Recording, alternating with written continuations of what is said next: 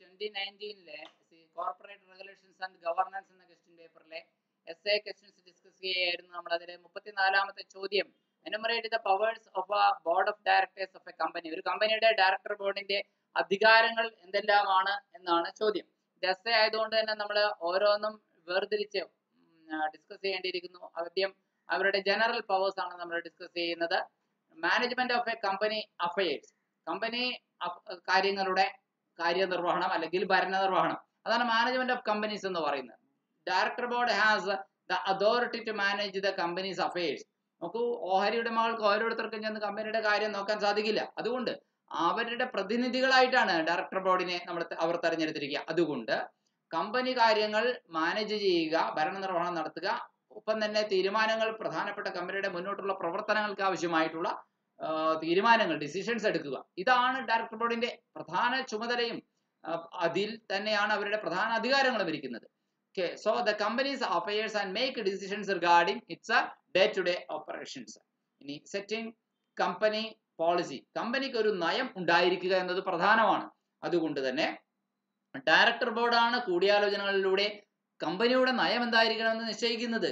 അത് കാലാകാലങ്ങളിൽ ഉള്ള ബിസിനസ് എൻവയോൺമെന്റ് പഠിച്ചതിന് ശേഷവും അതുപോലെ തന്നെ കമ്പനിയുടെ ലക്ഷ്യങ്ങളെ മുൻനിർത്തിയും ഒക്കെ ആയിരിക്കും. അപ്പോഴുള്ള ഗവൺമെന്റ് നയങ്ങളും അവർ പരിഗണിക്കും. ഇങ്ങനെ കമ്പനിയുടെ പോളിസി തീരുമാനിക്കാൻ നേരത്തെ board sets the companies overall policy and direction. Director board കമ്പനിയുടെ സമഗ്രമായ നയവും അതുപോലെ തന്നെ കമ്പനിയുടെ ദിശാബോധം, എങ്ങോട്ടാണ് കമ്പനിയുടെ പ്രവർത്തനം മുന്നോട്ട് കൊണ്ടുപോകേണ്ടത് എന്നുള്ള ഡയറക്ഷനും എല്ലാം നൽകുന്നത് ഇവർ തന്നെയാണ്.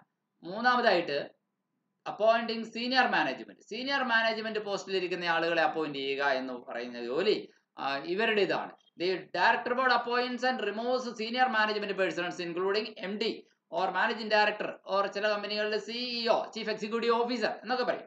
നാലാമത്തെ കാര്യം എന്ന് പറയുന്നത് ഓവർസീയിങ് ഫിനാൻഷ്യൽ മാനേജ്മെന്റ്, ധനകാര്യ മാനേജ്മെന്റിന്റെ മേൽനോട്ടമാണ്. The director board oversees the company's financial management.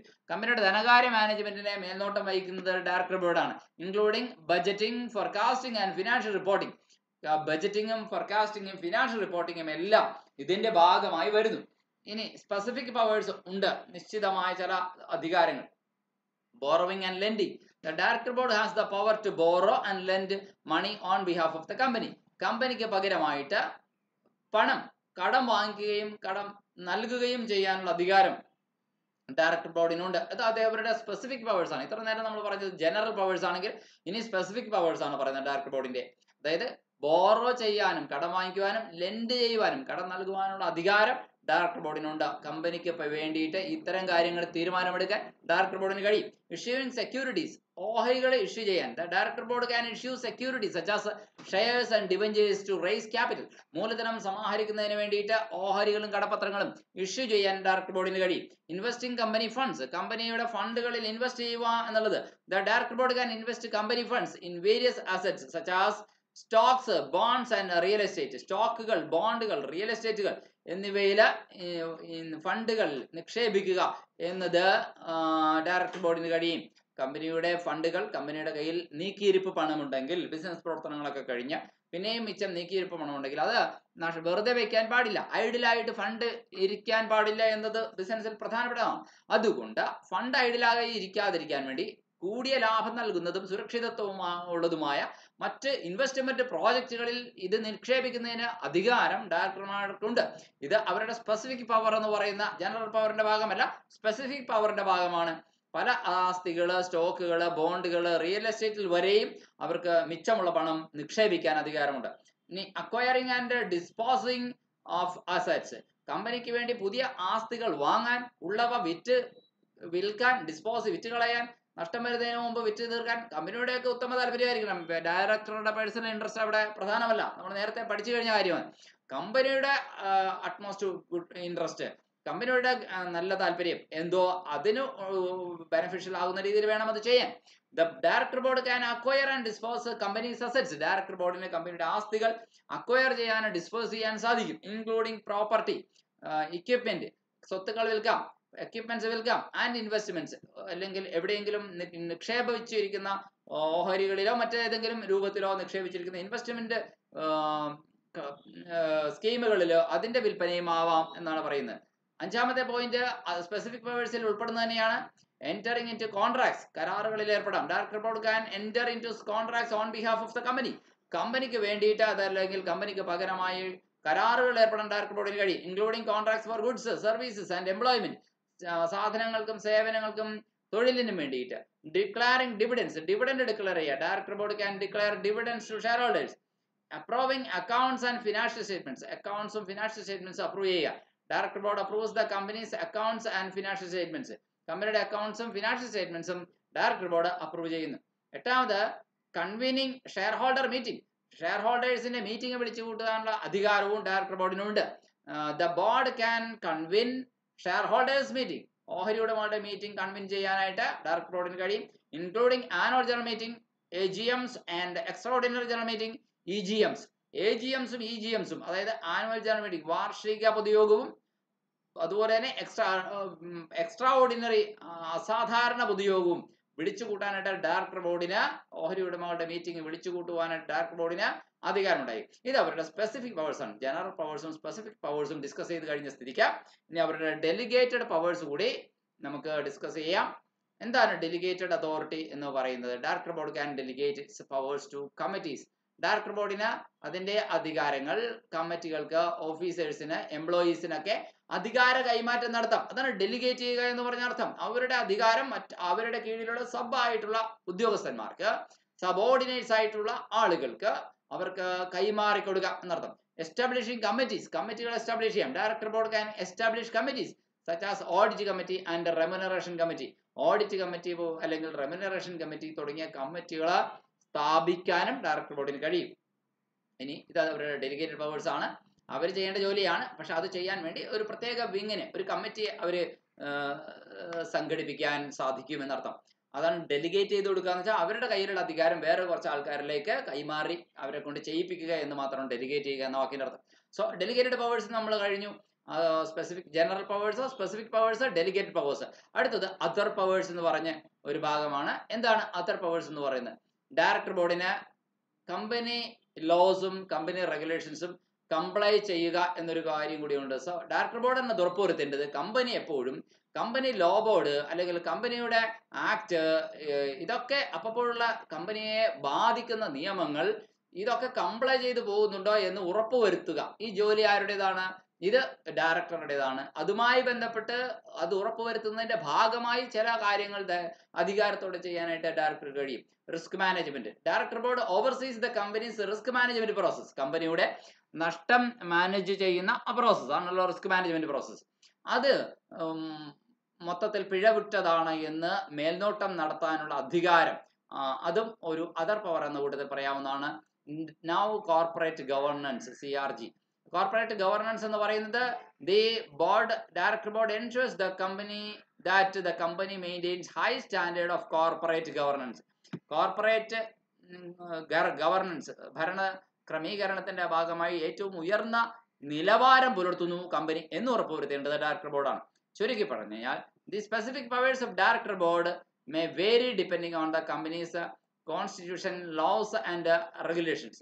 നോക്കൂ, ഈ സ്പെസിഫിക് പവേഴ്സ് നമ്മൾ ഇടയ്ക്ക് വെച്ച് ചർച്ച ചെയ്ത ഒരു കൂട്ടം പവേഴ്സ് ഉണ്ട്. അത് എല്ലാ കമ്പനികളിലും ഒരുപോലെ ആകണമെന്നില്ല. അത് അതത് കമ്പനിയുടെ ഭരണഘടന, ലോ, റെഗുലേഷൻ, കമ്പനിയുടെ കോൺസ്റ്റിറ്റ്യൂഷൻ എന്ന് പറയുന്നത് വേറെ ഒന്നുമല്ല, MOA ആണ് നമുക്കറിയാം. അതുപോലെ തന്നെ ലോ, റെഗുലേഷൻ, ഇതൊക്കെ അനുസരിച്ച് സാന്ദർഭികമായും ചെറിയ മാറ്റങ്ങളൊക്കെ വരാവുന്നതാണ്. ഓക്കെ, ഇതാണ് നമ്മൾ നോക്കിയ 34ാമത്തെ ചോദ്യം. ഇനി നമുക്ക് പോകാനുള്ളത് ആ ക്വസ്റ്റ്യൻ പേപ്പറിലെ ഏതാണ്ട് അവസാനത്തെ ചോദ്യമാണ്. 35ാമത്തെ ചോദ്യമാണ്. Describe the different types of resolutions. പലതരം പ്രമേയങ്ങൾ ഉണ്ട്, അതൊക്കെ ചർച്ച ചെയ്യാനാണ്. ഇത് മീറ്റിങ്ങിൽ പാസ്സാക്കപ്പെടുന്ന നിർദ്ദേശങ്ങളെയാണ് പ്രമേയങ്ങൾ എന്ന് പറയുന്നത് എന്ന് നമ്മൾ ഓൾറെഡി ഒരു മോഷൻ എന്താണ്, റെസൊല്യൂഷൻ എന്താണ് എന്ന വ്യത്യാസങ്ങൾ നമ്മൾ നോക്കിയ ഭാഗത്ത് പഠിച്ചു കഴിഞ്ഞു. ഇനി company resolutions are formal decisions made by the shareholders or directors. Share ഹോൾഡർമാർ അല്ലെങ്കിൽ ഡയറക്ടർമാർ എടുക്കുന്ന ഫോർമൽ ഡിസിഷൻസിനെയാണ് നമ്മൾ എന്തോന്ന് പറയുക, റെസൊല്യൂഷൻസ് പറയുക. അതിൽ തന്നെ ഓർഡിനറി റെസൊല്യൂഷൻ ഉണ്ട്, സ്പെഷ്യൽ റെസൊല്യൂഷൻ ഉണ്ട്, അതുപോലെ തന്നെ എക്സ്ട്രാ ഓർഡിനറി ജനറൽ റെസൊല്യൂഷൻ ഉണ്ട്, യുണാനിമസ് റെസൊല്യൂഷൻ ഉണ്ട്, റിട്ടേൺ റെസൊല്യൂഷൻ ഉണ്ട്, എലക്റ്റീവ് റെസൊല്യൂഷൻ ഉണ്ട്, കോമ്പോസിറ്റ് റെസൊല്യൂഷൻ ഉണ്ട് എന്നിങ്ങനെ. അപ്പോൾ ഇത്രയും തരം റെസൊല്യൂഷൻ ഉണ്ട്. നമ്മൾ ആദ്യം ഡിസ്കസ് ചെയ്യുന്ന ഓർഡിനറി റെസൊല്യൂഷൻ ആണ്. Ordinary resolution requires A simple majority. ഒരു സാധാരണ പ്രമേയം പാസ്സാകുന്നതിന് ലളിത മെജോറിറ്റി മതി. അതായത് മെജോറിറ്റി ഓഫ് വോട്ട്സ് കാസ്റ്റ്, ആകെ കാസ്റ്റ് ചെയ്യപ്പെടുന്നത് 50% കൂടുതൽ, അതായത് പകുതിയിലധികം വോട്ട് കിട്ടിയാൽ സിമ്പിൾ മെജോറിറ്റി ആയി. Used for routine business decision, സാധാരണ നിത്യജീവിത ബിസിനസ് കാര്യങ്ങൾ തീരുമാനമെടുക്കാൻ ഒരു സിമ്പിൾ മെജോറിറ്റി മാത്രം മതി. എന്നാൽ അസാധാരണ കാര്യങ്ങൾ തീരുമാനമെടുക്കാൻ അത് പോരാ. അപ്രൂവിങ് ഫിനാൻഷ്യൽ സ്റ്റേറ്റ്മെന്റ്സ്, അപ്പോഴുള്ള കമ്പനിയുടെ financial statements, profit and loss account, balance sheet തുടങ്ങിയവയൊക്കെ അപ്രൂവലിന് വയ്ക്കുമ്പോൾ അതിൽ അംഗീകാരം കിട്ടാൻ പകുതിയിലധികം മെജോറിറ്റി മതി. ഡിക്ലയറിംഗ് ഡിവിഡൻസ്, ഡിവിഡൻഡ് ഡിക്ലെയർ ചെയ്യുന്ന കാര്യം, ഇതൊക്കെ റുട്ടീൻ ബിസിനസ്സിന് വരുന്ന കാര്യങ്ങളാണ്. ഇത് പിന്നെ സിമ്പിൾ മെജോറിറ്റി മതി. ഇലക്ടിംഗ് ഡയറക്ടേഴ്സ്, ഡയറക്ടർമാരെ എലക്ട് ചെയ്യുക, സിമ്പിൾ മെജോറിറ്റി മതി. പക്ഷേ സ്പെഷ്യൽ റെസൊല്യൂഷൻ പാസ്സാക്കപ്പെടുമ്പോൾ, പ്രത്യേക പ്രമേയം പാസ്സാക്കപ്പെടുന്നതിന് ഈ സിമ്പിൾ മെജോറിറ്റി പോരാ. It requires a super majority, അതായത് അറ്റ്ലീസ്റ്റ് 75% ഓഫ് വോട്ട് കാസ്റ്റ്, ആകെ കാസ്റ്റ് ചെയ്യപ്പെട്ട വോട്ടിന്റെ 75% ഭൂരിപക്ഷം കിട്ടിയാൽ മാത്രമാണ് സ്പെഷ്യൽ റെസൊല്യൂഷനുകൾ പാസ്സാക്കപ്പെടുകയുള്ളൂ. 60 or 65% വോട്ട് കിട്ടി എന്നതുകൊണ്ട് സ്പെഷ്യൽ റെസൊല്യൂഷൻ പാസ്സാകാൻ പോടില്ല. സോ എപ്പോഴൊക്കെയാണ് സുപ്രധാന തീരുമാനങ്ങൾ, ഇമ്പോർട്ടന്റ് ഡിസിഷൻസിന്റെ സമയത്താണ് സ്പെഷ്യൽ റെസൊല്യൂഷൻ നമുക്ക് ആവശ്യമായി വരുന്നത്. when a situation comes for altering the company's constitution, കമ്പനിയുടെ ഭരണഘടന എന്ന് പറയുന്നത് എന്താണ് നമുക്കറിയാം. മെമ്മോറണ്ടത്തിൽ ഭേദഗതി വരുത്തണമെങ്കിൽ തീർച്ചയായിട്ടും സ്പെഷ്യൽ റെസൊല്യൂഷൻ കൂടിയേ മതിയാകും. 75% എങ്കിലും മിനിമം വോട്ട് കിട്ടിയാൽ മാത്രമാണ് അങ്ങനെയുള്ള ഒരു കാര്യത്തിന് വേണ്ടിയിട്ട് നമുക്ക് തീരുമാനമെടുത്ത് മുന്നോട്ട് പോകാൻ സാധിക്കുകയുള്ളൂ. ചേഞ്ചിങ് ദ കമ്പനീസ് നെയിം, കമ്പനിയുടെ പേര് മാറ്റുക എന്നുള്ള നിസ്സാര കാര്യമല്ല. പേര് മാറ്റണമെങ്കിൽ 75% അംഗങ്ങളെങ്കിലും അനുകൂലമായി വോട്ട് നൽകണം. റെഡ്യൂസിങ് ഷെയർ ക്യാപിറ്റൽ, കമ്പനിയുടെ ഓഹരി മൂലധനം കുറയ്ക്കണം എന്ന് പറഞ്ഞു കഴിഞ്ഞാൽ കമ്പനിയുടെ ക്യാപിറ്റൽ റിഡക്ഷൻ ആണ്. തീർച്ചയായിട്ടും ഈ ക്യാപിറ്റൽ റിഡക്ഷനുമായി ബന്ധപ്പെട്ട കാര്യങ്ങൾ സ്പെഷ്യൽ റെസൊല്യൂഷൻ എടുത്ത് തീരുമാനമെടുത്ത് മുന്നോട്ട് പോകേണ്ടി വരും. എക്സ്ട്രാ ഓർഡിനറി റെസൊല്യൂഷൻ ആണ് അടുത്തത്, അസാധാരണ പ്രമേയം എന്ന് പറയുന്നത്. Which requires a super majority of vote cast ഉണ്ടോ. അപ്പോൾ ഇതാണ് സൂപ്പർ മെജോറിറ്റി വോട്ട്, അതായത് മിനിമം 75%. അതാണ് എക്സ്ട്രാ ഓർഡിനറി റെസൊല്യൂഷനും വേണ്ടുന്നത്. Used for extraordinary decisions ആണ്. എന്താണ് എക്സ്ട്രാ ഓർഡിനറി റെസൊല്യൂഷൻ എന്ന് പറയുന്നത്? സ്പെഷ്യൽ റെസൊല്യൂഷൻ പോലെയല്ല, എക്സ്ട്രാ ഓർഡിനറി തീരുമാനങ്ങൾ. എന്തൊക്കെയാണ്? കമ്പനിയുടെ വൈൻഡിങ് അപ്പ്, കമ്പനി അടച്ചുപൂട്ടണമെന്ന് തീരുമാനിക്കുന്നു. ഇതിന് നമുക്ക് തീർച്ചയായിട്ടും എക്സ്ട്രാ ഓർഡിനറി ഡിസിഷൻ ആണ്. സ്പെഷ്യൽ മെജോറിറ്റി, സൂപ്പർ മെജോറിറ്റി വേണം. അതുപോലെ തന്നെ മെർജിങ് വിത്ത് അനദർ കമ്പനി, നമ്മുടെ കമ്പനി മറ്റൊരു കമ്പനിയുമായിട്ട് ലയിക്കാൻ പോവുകയാണ്. ഇത്തരം ഒരു സാഹചര്യത്തിൽ എക്സ്ട്രാ ഓർഡിനറി റെസൊല്യൂഷൻ പാസ്സാക്കണം. 75%-ലധികം വോട്ട് വേണം. യുണാനിമസ് റെസൊല്യൂഷൻ ആണ്. Requires 100% agreement from all share holders or directors, എല്ലാ ഷെയർ ഹോൾഡേഴ്സിനും ഡയറക്ടറിൽ നിന്നും 100% യോജിപ്പ് ആവശ്യമാണ്. അതുപോലെ തന്നെ used for decisions that require complete consensus, കമ്പനിയുടെ കംപ്ലീറ്റ് കൺസെൻസസ്. എന്താണ് കൺസെൻസസ് എന്ന് പറയുന്നത്? കൺസെൻസസ് എന്ന് പറയുന്നത് യോജിപ്പ് എന്നാണ് അർത്ഥം. അപ്പൊ അങ്ങനെ എല്ലാവരും ഐകകണ്ഠേന പാസ്സാക്കപ്പെടണം എന്നുള്ള കാര്യങ്ങളുണ്ടല്ലോ, അതൊക്കെ 100% ആളുകളും, ഒരാൾ പോലും ഒഴിഞ്ഞു നിൽക്കാൻ പാടില്ല, അംഗീകരിച്ചാൽ മാത്രമേ നടക്കുള്ളൂ. അപ്രൂവിങ് എ മേജർ ട്രാൻസാക്ഷൻ, ഒരു പ്രധാനപ്പെട്ട ട്രാൻസാക്ഷൻ അപ്രൂവ് ചെയ്യണമെങ്കിൽ ഐകകണ്ഠേന പാസ്സാക്കപ്പെടണം. അമെൻഡിങ് ദ കമ്പനീസ് കോൺസ്റ്റിറ്റ്യൂഷൻ, കമ്പനിയുടെ ഭരണഘടന അമെൻഡ് ചെയ്യുക, ഇത്തരം കാര്യങ്ങളൊക്കെ യുനാനിമസ് റെസൊല്യൂഷൻ ചിലപ്പോൾ കമ്പനിയുടെ മെമ്മോറണ്ടത്തിൽ പറഞ്ഞിട്ടുണ്ടെങ്കിൽ തീർച്ചയായിട്ടും അതിനനുസരിച്ച് തന്നെ വേണം. ഇനി റിട്ടേൺ റെസൊല്യൂഷൻ ആണ്. അതായത് ലിഖിതമായിട്ടുള്ള പ്രമേയം എന്നാണ് പറയുന്നത്. റെസൊല്യൂഷൻ പാസിംഗ് ഇൻ റൈറ്റിംഗ്, എഴുതി തയ്യാറാക്കി പാസ്സാക്കേണ്ടുന്ന റെസൊല്യൂഷൻ ഉണ്ട്. റാദർ ദാൻ അറ്റ് മീറ്റിംഗിൽ ചർച്ച ചെയ്ത് പാസ്സാക്കുക എന്നതിനപ്പുറത്തേക്ക് അത് റിട്ടേൺ ആയിട്ട് പാസ്സാക്കുക എന്ന് പറയുന്ന അങ്ങനത്തെ ഒരു റെസൊല്യൂഷൻ ആണ് റിട്ടേൺ റെസൊല്യൂഷൻ എന്ന് പറയുന്നത്. Used for decisions what do not require a meeting, such as approving minor changes to the company's constitution, കമ്പനിയുടെ കോൺസ്റ്റിറ്റ്യൂഷനിൽ നിസ്സാരമായ എന്തെങ്കിലും മാറ്റം വരുത്തുക എന്ന് പറയുന്നത്, മൈനർ ചേഞ്ചസ് അപ്രൂവ് ചെയ്യുക എന്ന് പറയുന്നത്, അതിന് റിട്ടേൺ റെസൊല്യൂഷൻ മാത്രം മതിയാകും. ഇനി അവസാനമായിട്ട് ഇലക്റ്റീവ് റെസൊല്യൂഷൻ എന്ന് പറഞ്ഞ ഭാഗമുണ്ട്.